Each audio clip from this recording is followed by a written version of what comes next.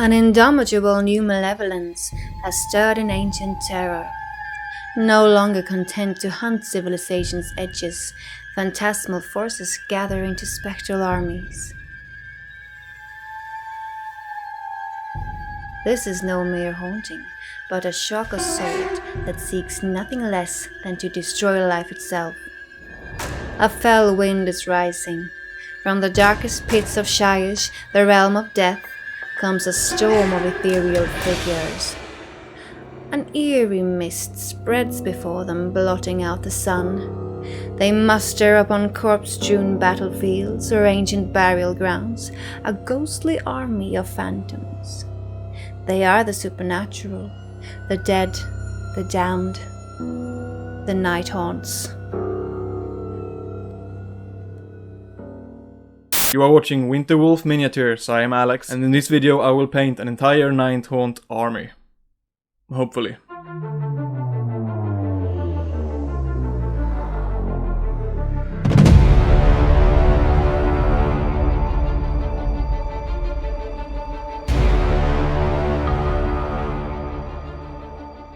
I have decided I want to start playing Age of Sigmar, and last year I started working on a demon army. I ended up liking my demons a bit too much, and I want to spend a lot of time painting them.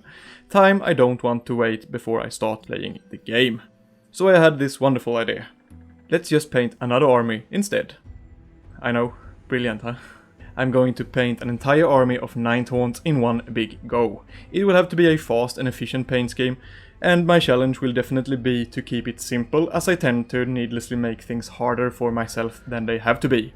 And of course, to actually finish it. I can't tell you how many unfinished projects I have lying about here, because I don't know the answer.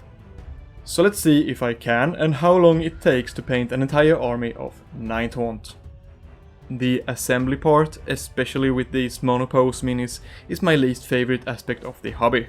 So in order to not lose the last of the disputed sanity I have left, I've assembled a few models every day for a couple of weeks now. While waiting for the last one to arrive with the mail, I also got all of them primed. So here we are. One army of black ghosts.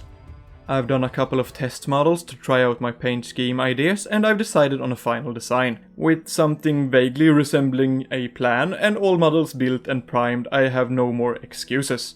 So let's just begin. Firstly, I spray them all with white from above. I sprayed until my compressor overheated, and then I cleaned my airbrush and went to bed.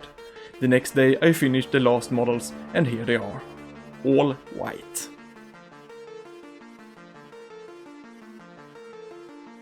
For the next step, I will spray all the ends of the ghost wigglies brown.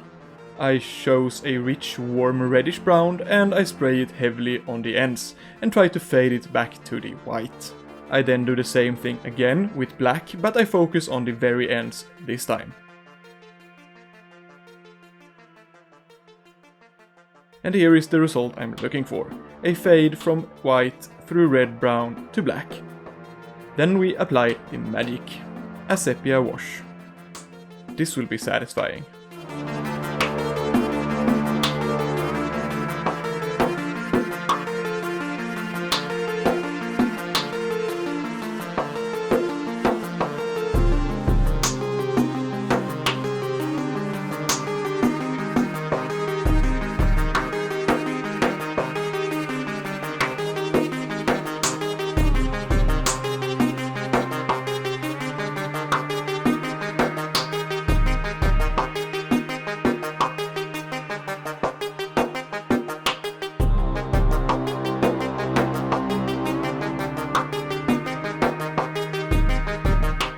Almost a half a bottle of sepia wash later, and now they are starting to look cool.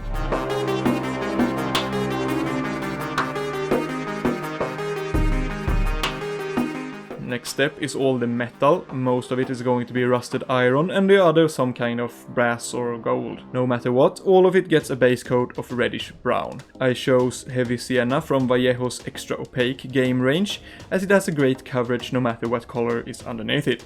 There is no way I'm going to paint all this metal twice, so coverage is important. This was by far the most time-consuming step, as I had to be very neat. I have to take refuge in the knowledge that the next step will be quicker. After 2 paint sessions I'm all done with the brown, and now it's time for the wood. I'll use a dark grey here, and I once again want good coverage, and for that reason I went with heavy charcoal from Vallejo, another color from their extra opaque game range. This step also took a bit longer than I thought, because I had to be very neat.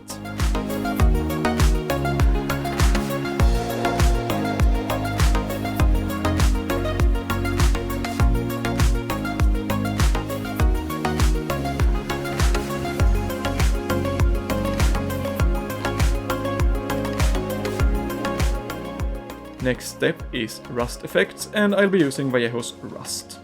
I'll just add this in as random fashion as my otherwise OCD-ish brain can handle, using an old brush.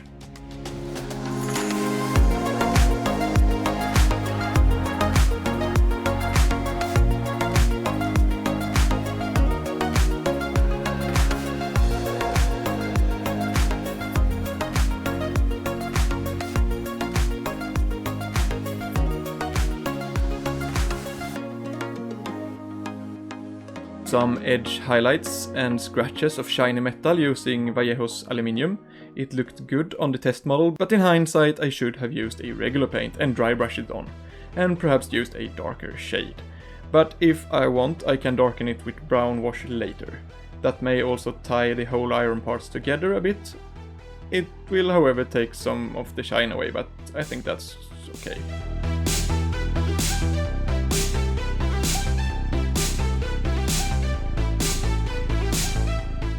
Keep forgetting that this should be a fast paint job, and to stick to proven things, I begin to experiment with some brass details. I mix some brass into the aluminium to get this light brassy color. It goes on smooth in one layer over the brown base coat as planned, so that is good.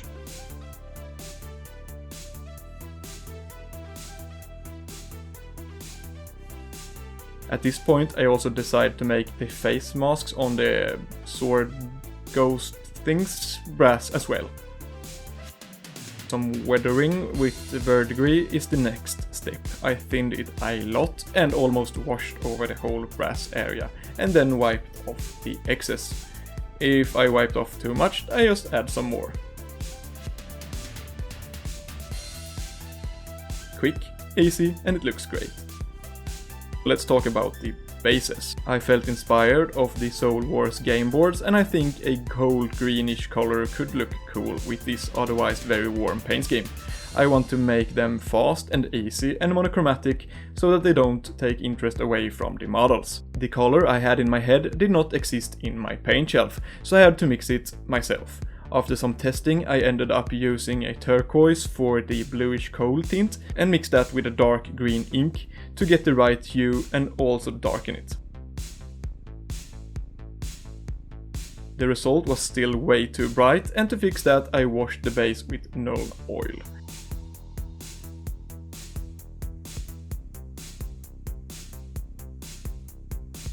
And then I dry brushed some pale sand, and that will have to be it. I thought that the warm tones in pale sand will tie everything together, and while I think it looks great, I wish I'd tried a cold grey just to see if that would have been even better. Back to the iron, and I've decided to go ahead with the wash, and all the metal parts got a thin glazing of Agrax Earth shade.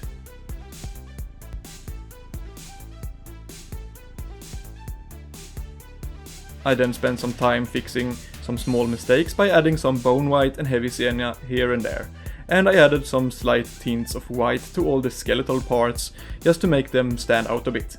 I also added some blood stains to make them more scary, and of course I did the fire effects.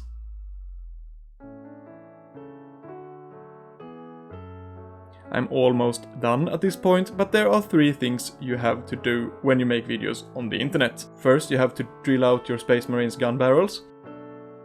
Secondly, you have to start your videos with a uncharismatic "Hey guys." And most importantly, you have to paint your base rims black. So let's do that.